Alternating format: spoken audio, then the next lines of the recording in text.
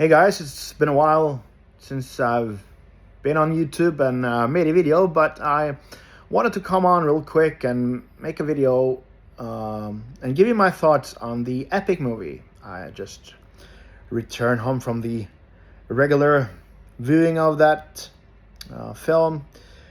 Unfortunately, in my city, they didn't had the IMAX version, so I saw it from the first time today. And boy, I was impressed by the movie. It was really, really good. Everything was in 4K, and Elvis has never looked better. It was real crisp and clear footage. But I am not a new guy to the Elvis world. I've been an Elvis fan since 1997. I was first introduced to Elvis on the 16th of August 1997, which of course was the 20th anniversary of his death. And I've been a fan ever since. Can't believe it's been almost 29 years ago. But anyway, for newcomers, this would absolutely make me hooked on Elvis. If this was the first time I've seen him, I would immediately go and go dive into Elvis and get to know the guy better. It's a perfect introduction to him, and it really shows him in his prime, at his best. So I think that was fantastic. So let me run through a little bit of what you see in the movie. I cannot really tell you in a very chronological order, except from a little bit in the beginning, and so because it was a lot of good stuff in there. But it starts off with the same way as the Elvis movie from 2022 with the EP logo, but this time we have the Can't Help Falling in Love version in that logo intro, if you would. And then it kind of starts off with the American Trilogy 2000: A Space Odyssey version, which is the same audio as from the Elvis 2022 movie, but this time you see Elvis standing on stage there from Hampton Roads on the 9th of April, I believe, in his blue suit. And I thought that was really cool. And then it kind of starts off by Elvis telling you a little bit about himself. And you see him from Pearl Harbor, I believe. You see him from 1960, 1961 in his golden suit. That is the same suit that was on the 50 Million Elvis Fans Can't Be Wrong cover, plus some black and white shots from the 50s that we all seen before.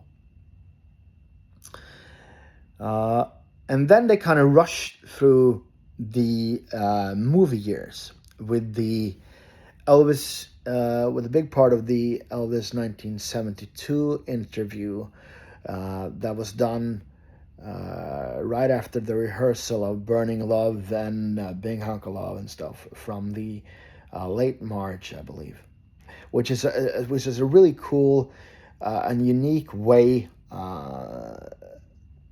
to go through the movie footage that he did, through the 50s and 60s, while him telling his perspective on it.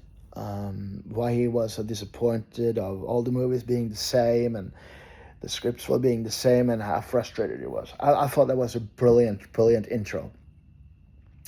And I'm not a big fan of the movie years. I'm a big fan of Elvis, the 1969, 1970s Elvis.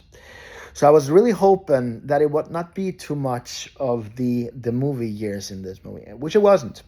They really jumped through that within, I would say, maybe the 5-6 minutes. And then we got on to the 1970s stuff. And I thought that was brilliant, that the main focus was on That's the way it is era 1970, and of course the on tour era from 1972. Now, regarding the footage has never looked better. It was remastered in a unique way, but and it crisp and clear as never before. But in regards to new footage, it was actually not a lot. And what I mean by that is when you compare it to the unofficial footage that is out there. From the That's the Way It Is complete box set from, I believe it's 2008, and the on tour complete outtakes that also been come out on DVD. So a lot of footage I've seen before, but then the footage is in much worse quality. It is kind of, like dirty, like the film is dirty, and you can see a lot of typical old-fashioned dirt on the film rolls in there, and the colors are not good. But this time, the footage that were used from those unofficial box sets, I would say, has never looked better. It was really cool. There was also, of course, some never before seen footage there, but not a lot. There are a few clips here and there, angles that has never been used before, and also some a little bit of footage that has never been seen before. As an example, this of course might be a spoiler to you guys, so be aware. But an example of footage that typically has never been seen before is when Elvis is laying down on the floor, I believe after doing Polk Salad Annie, on the 10th of April. I believe it's in Richmond, and is looking up at the lights and hoping it's not falling down on him and crushing him like flat pancakes, as he says. So that was one of the highlights of unseen footage. Another highlight for me when it comes to never before seen footage, as far as I know, is the gospel section when Elvis is sitting with his band and jamming gospel after rehearsal or after show. That part, the gospel section, has never been seen before, as my concern. Now, you may remember some footage from that session from Elvis on tour, but this part is completely new. They did not use one bit from Elvis on tour in the gospel section. That film is completely new, as far as I know. So that was a big highlight for me. Plus some new footage when Elvis is sitting in the car, joking with the guys.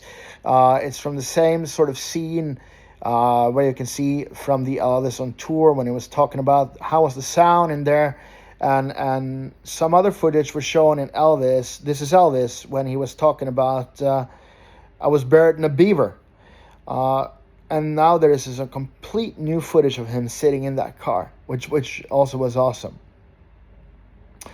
Now, in regards to some of the music it was in there, I think the Polk Salad Annie version is extremely cool.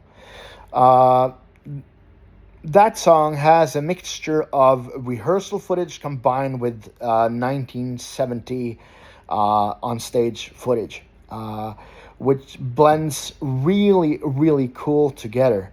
It starts off with him singing like, I got a little morphine, I got a little hush hash, baby, combined with some really cool stage singing. And I thought that was really cool.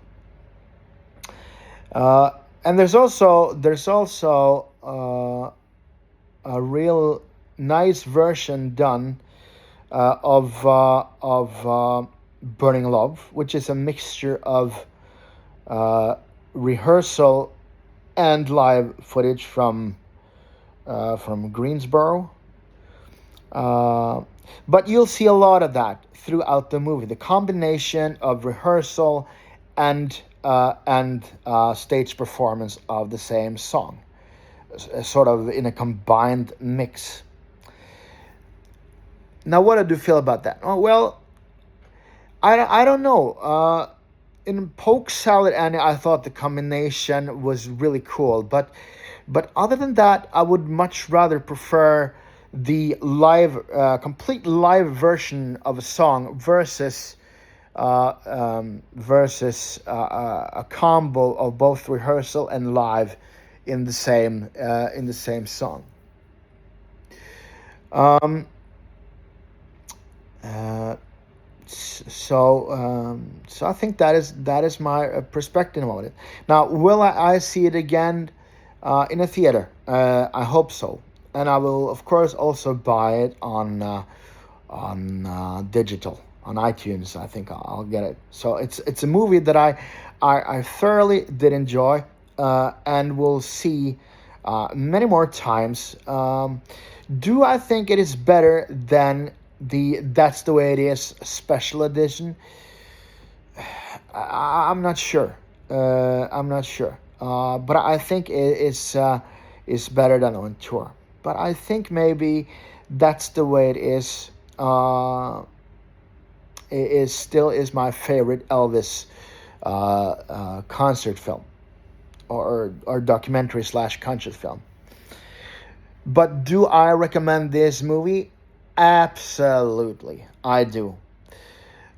This is a movie that I think we have long been waiting for in the Elvis community. Some Elvis concert footage in 4K, because 4K is it, man. It's superb quality, and as far as I know, there has not been a digital release of Elvis on tour, or That's the Way It Is special edition in 4K as of yet. So the quality has never been better. Now, one of the things that I didn't like in this film, which has been mentioned by others, I believe also, is that a little too often, for my taste, they